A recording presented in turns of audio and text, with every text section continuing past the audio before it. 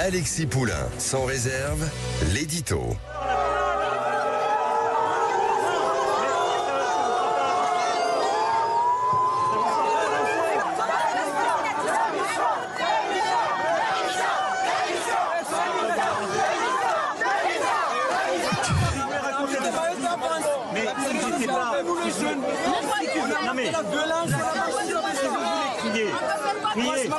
Là, vous avez eu les premières distributions.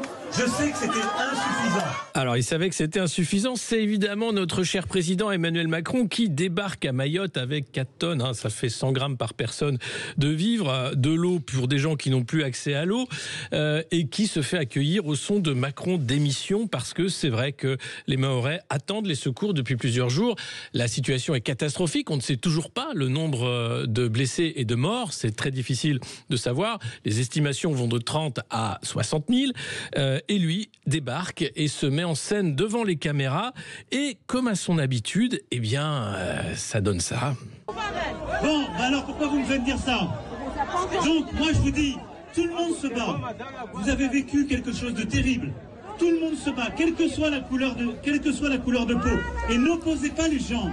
N'opposez pas les gens. Si vous opposez les gens, on est foutus. Parce que vous êtes contents d'être en France.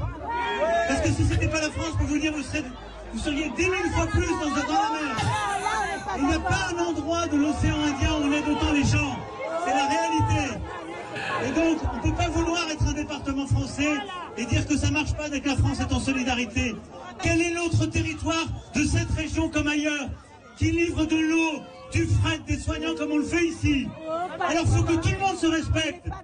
Alors, il faut que tout le monde se respecte. Il faudrait commencer peut-être par le président qui respecte les Mahorais. Ce serait bien.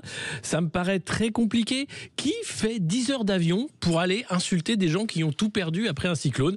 Emmanuel Macron. Qui fait la leçon à des gens qui n'en peuvent plus parce que ça fait des jours qu'ils n'ont pas accès à de la nourriture, à de l'eau, qu'ils ont peut-être vu des proches blessés et que les hôpitaux sont engorgés? Eh bien, il est là toujours pour faire la leçon. Et il va même encore plus loin puisque, comme d'habitude, c'est pas sa faute. Je suis pour rien pour le cyclone. Vous pouvez me le reprocher, c'est pas moi. Mais alors, pourquoi se met-il en scène de cette façon-là? Le démiurge, le président qui doit être là parce que c'est catastrophique? Oui, mais alors qu'il ait des mots, des paroles apaisantes, qu'il ne soit pas en train de péter les plombs, comme on peut le dire, à vouloir toujours réagir de manière aussi violente face à des gens qui sont à bout. Et ça, on peut le comprendre. Lui a décidé de rester, dormir sur place pour refaire un tour ensuite dans les bidonvilles. La situation à Mayotte, elle est catastrophique. Mais ça, depuis des années et avant le cyclone. Et il le savait. Aujourd'hui, on a un appel aux dons, évidemment, la Fondation de France. Dans 2 ans, il faudra reconstruire des lois spéciales comme pour reconstruire Notre-Dame. Mais l'immédiat, aujourd'hui, les secours, eh bien, ils peinent à arriver. Et pourtant, Emmanuel Macron, il aime Mayotte. Il adore Mayotte. Voilà ce qu'il disait en 2019 lors de sa visite d'État. En octobre 2019, le chef de l'État était arrivé sur place en pleine confiance. Et on se souvenait avec quelques-uns du moment où j'étais passé quand j'étais alors candidat. Je disais, c'est l'endroit de France où j'ai reçu le plus de baisers. Mahorais, Nafaranza, merci à tous. Je vais venir vous embrasser. Je vais venir vous embrasser. C'est dingue.